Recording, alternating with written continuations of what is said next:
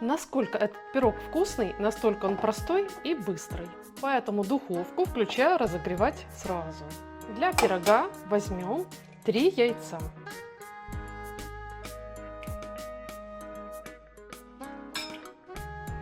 К яйцам высыпаю 2 столовых ложки сахара. Для баланса вкуса кладу четверть чайной ложки соли.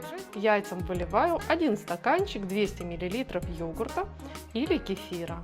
И также наливаю 100 мл молока. Тесто будет очень нежным. И хочу обратить внимание, все ингредиенты комнатной температуры. Теперь все это хорошенечко перемешаем вместе до однородного состояния. Дальше в эту массу нальем 5 столовых ложек растительного масла. Растительное масло, конечно же, берем без запаха. Ну и также, конечно, в тесто добавим муку, совсем немного, 80 граммов. К муке добавляю чайную ложку разрыхлителя. Пирог получился более пышным и пористым. Муку с разрыхлителем просею через сито.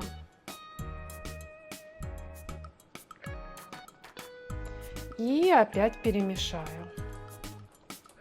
Нам нужно, чтобы тесто стало однородным, шелковистым. Это сделать очень просто. Комочки сразу же расходятся. Дальше я беру форму для запекания. Она у меня диаметром 25 сантиметров. Форму смажем растительным или сливочным маслом.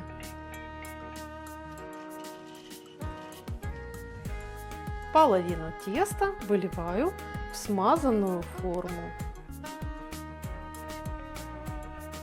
И ставлю запекаться в разогретую духовку ровно на 10 минут при температуре 200 градусов Цельсия или 390 градусов Фаренгейта.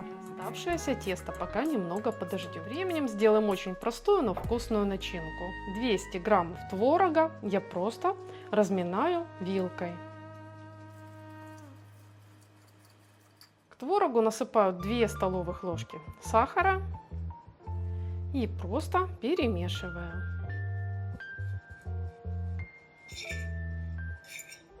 Пирог будет особенно вкусным, так как в начинке будет кисло-сладкая вишня. Косточки из ягод, конечно же, удаляем. Прошло 10 минут, и я вынимаю будущий пирог из духовки. И прямо на него сверху я высыпаю сладкий творог. Стараюсь распределить его равномерно. Кстати, чем жирнее творог вы возьмете, тем вкуснее получится пирог. Также в произвольном порядке прямо сверху выложим вишню, чтобы она не потекла в пирог, не выпустила свой сок. Я буду окунать ягоды в кукурузный крахмал. По желанию можно взять картофельный. Смотрите, окунаю вот этой частью, из которой может вытекать сок. И высаживаю сюда ягодки в произвольном порядке. Кстати, я использую 250 граммов вишни. Теперь вспоминаем, что у нас осталось тесто, и просто выливаем его вот так вот сверху.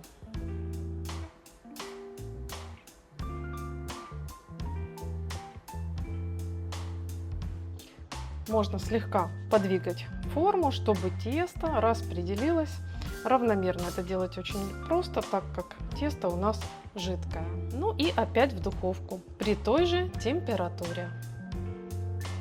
Ну вот, через 20-25 минут, в зависимости от вашей духовки, пирог готов. Этот творожный пирог получается очень нежным, очень вкусным, с приятной вишневой кислинкой. Такой пирог можно подать не только к чаю, но и на завтрак. Надеюсь, он вам понравится и вас порадует. Готовьте на здоровье! Я рекомендую вам сразу же подписаться на канал и нажать колокольчик, чтобы вы могли видеть и другие интересные рецепты. Не очень удобно, он горячий, но я его переверну, потому что хочу вам показать, какой он получается красивый и равномерно пропекается со всех сторон. я хочу поблагодарить вас за ваш лайк под видео и за то, что пишете свое мнение в комментариях. А я, как всегда, желаю вам крепкого здоровья, приятных событий в жизни, хороших новостей и мирного неба над головой. И, как всегда, до встречи в следующем вкусном видео.